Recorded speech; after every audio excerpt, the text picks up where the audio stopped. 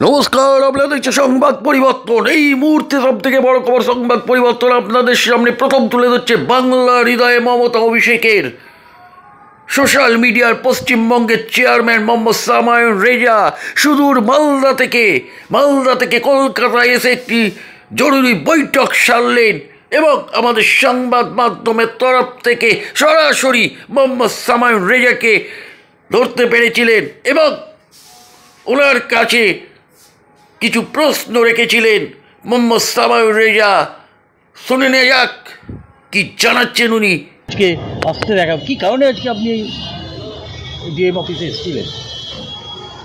আমাদের আগামীতে 2026 এটা সবথেকে বড় মাথায় আমাদের পলিটিক্যালি ইস্যু হয়তো আমরা এখন থেকে মাঠে নেমে পড়েছি।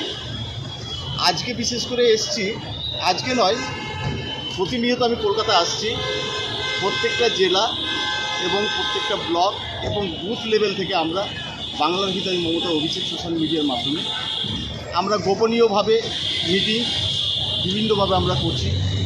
এই মিটিংগুলো আমরা মিডিয়ার সামনে প্রকাশ করছি না, তার কারণ আমরা 2026-এ জানুয়ারি থেকে আমরা ওপেনলি আমরা মাঠে নেমে পড়ব।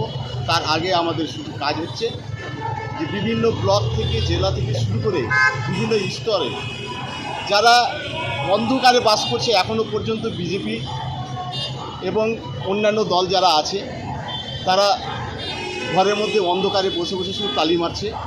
তারা অন্ধকারে কোনো কিছু দেখতে পাচ্ছে না, বাংলার উন্নয়ন, মমতা বন্দ্যোপাধ্যায়ের উন্নয়ন, তারা শুধু ঘরে বসে বসে তালি মারে। সেই সমস্ত আজকে সাধারণ ভোটার, বিজেপি ভোটার এবং বিজেপি কর্মীদেরকে আমরা 2025 ডিসেম্বরের শেষ পর্যন্ত আমরা ওনাদেরকে অন্ধকারময় থেকে বাইরে বার করে আমরা তৃণমূল কংগ্রেসে আমরা যোগদান করানোর প্রস্তুতি নিয়েছি।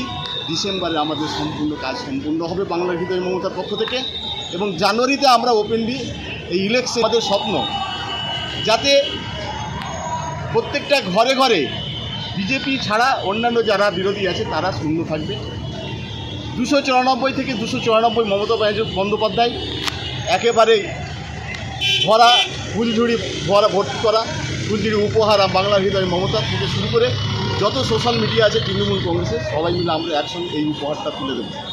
তবে এইটুকু বাস্তব যে আগামীতে এই সোশ্যাল মিডিয়া যে সমস্ত পরিকল্পনা আমরা নিয়েছি সমস্ত সোশ্যাল মিডিয়া প্রত্যেকের একই বক্তব্য যে বাংলার হৃদয় মমতা শুধু নয়, যারা অন্যান্য তৃণমূলের সৈনিক নেতা থেকে কর্মী থেকে শুরু করে প্রত্যেকে একত্রিত হয়ে কাজে কাজ মিলিয়ে আমরা বিরোধীদের মুখোশ খুলে দিয়ে তাদের যে আসল উদ্দেশ্য হচ্ছে মমতা বন্দ্যোপাধ্যায়কে হেনস্থা করা, এই হেনস্থা থেকে জনসাধারণকে মানুষকে ফিরিয়ে নিয়ে এসে উন্নয়নের বার্তাকে আমরা পৌঁছে দেব এবং বিরোধীদের শূন্য করব, এটাই আমাদের আশা। বিরোধীরা 24 বিধানসভা নির্বাচন পাখির চোখ করে যেখানে ভোট হবে, যেখানে সর্বস্তরের মানুষকে এক হওয়ার আহ্বান জানায় অভিষেক বন্দ্যোপাধ্যায়, সেখানে দেখা যাচ্ছে দলীয় কোন্দল বেড়ে গেছে। না, তৃণমূল কংগ্রেসের কখনোই দলীয় কোন্দল নয়, এটা বাস্তব। কিছু জায়গায় আসলে ব্যাপারটা হচ্ছে কি বড় একটা দল পশ্চিমবঙ্গে বিরোধী বলে কিছুই নাই। তাই একটা সংসার করতে গেলে ছোট ছেলের আবদার থাকে, বড় ছেলের আবদার থাকে, বিভিন্ন আমাদের একটা ফ্যামিলিতে যে আবদারগুলো থাকে, কিন্তু বাবা মা করে কি প্রত্যেকটা ছেলেকে তাকে সেইভাবেই তৈরি করে মাঠে নামার বা আগামীতে এগিয়ে নিয়ে যাওয়ার, উন্নয়ন করার পরিকল্পনা করে।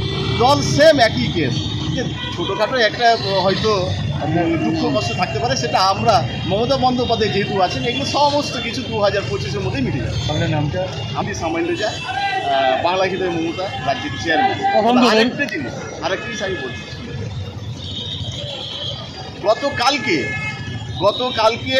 আমার বাংলা হৃদয় মমতা মেসেজ করেছে যে স্বাস্থ্য কার্ডে একজন পরিষেবা পাচ্ছে না, সে ফেসবুকে আমাকে করেছে। আমি সঙ্গে সঙ্গে ওনাকে রিপ্লাই দিয়েছি যে কোন ব্লকের আপনি আমাকে লিখে পাঠান এবং ভিডিওর সঙ্গে যোগাযোগ করেন। ভিডিও যদি আপনার পাশে না দাঁড়ায় আপনি আমাদেরকে সেই রিপ্লাই দেবেন, আমরা সরাসরি আপনার কাছে আমরা সহযোগিতা করব এবং আপনার কাজ উদ্ধার করবো। এটা আমরা মমতা বন্দ্যোপাধ্যায়ের নির্দেশ। তবে আমরা এই উন্নয়ন এই মানে কোনো দলের রাজনীতির কাছ থেকে আমরা শিখিনি, একমাত্র আমাদের এই শিক্ষা মমতা বন্দ্যোপাধ্যায়। অসংখ্য ধন্যবাদ আপনাকে। আমরা সরাসরি এসেছিলেন সামাইন রেজা সরাসরি